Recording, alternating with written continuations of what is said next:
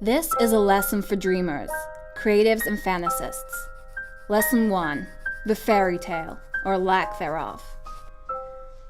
I warn you now, if you desire a happily ever after, you should probably look the other way or even leave the room. This is no fairy tale. I am no dreamer. Frequently and every day for all of time, there have been forgettable people of no real importance and certainly no significance from mediocre lands. But for the purpose of this film, we shall say this one is called Toby.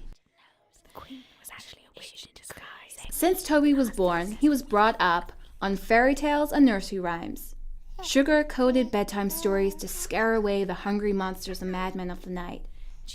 And he believed them all, even when he thought he'd grown up and forgotten them all.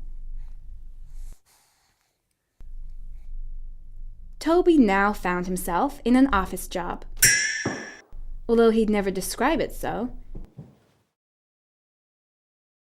His title was long and ambiguous. When people asked what he did, he'd just tell them his title and then make a swift exit for a glass of wine. But his job was stable, well paid, and above all, deathly dull. Although he'd never admit it to himself, despite often using the ruler as a catapult. Weeks would fly by without him noticing, because every day was just a monotonous stack of paperwork, spreadsheets, and typing.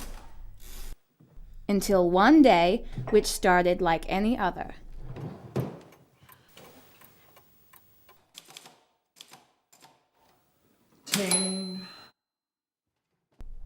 At lunchtime, he got up, passed Robert, a colleague with a weak smile and a fruity aura,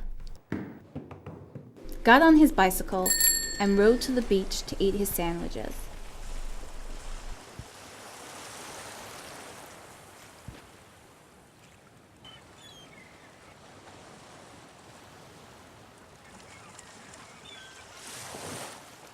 Love at first sight, apparently, whatever you want to call it.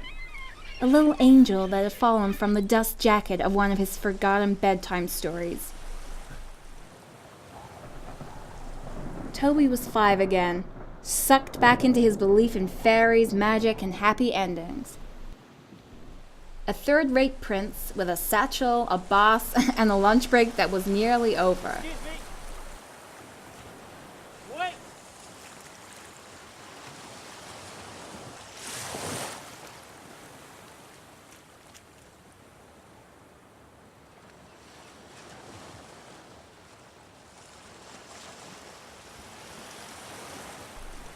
Gone, just like magic.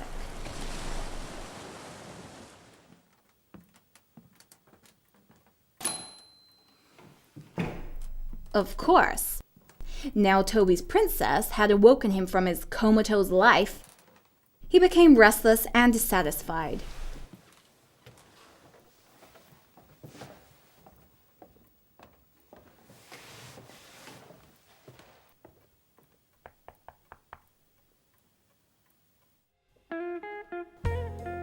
When he closed his eyes, she was there, waiting for him.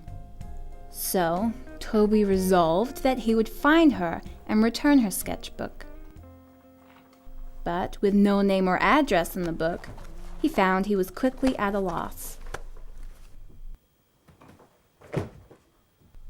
A prince is never so easily defeated.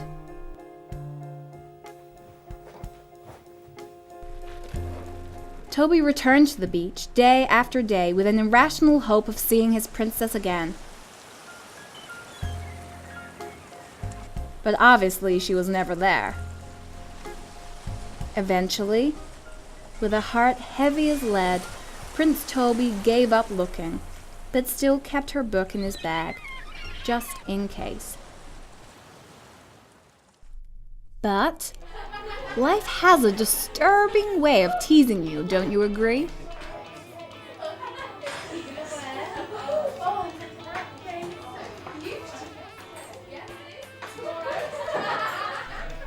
So, 2 years later, when he enters the cafe I've been working in, He looks at me in shock as he remembers me in my book.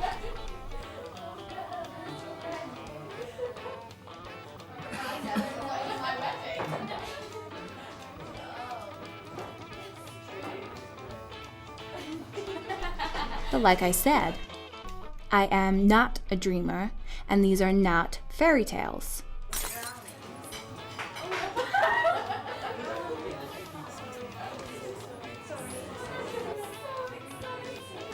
His moment was stolen from him.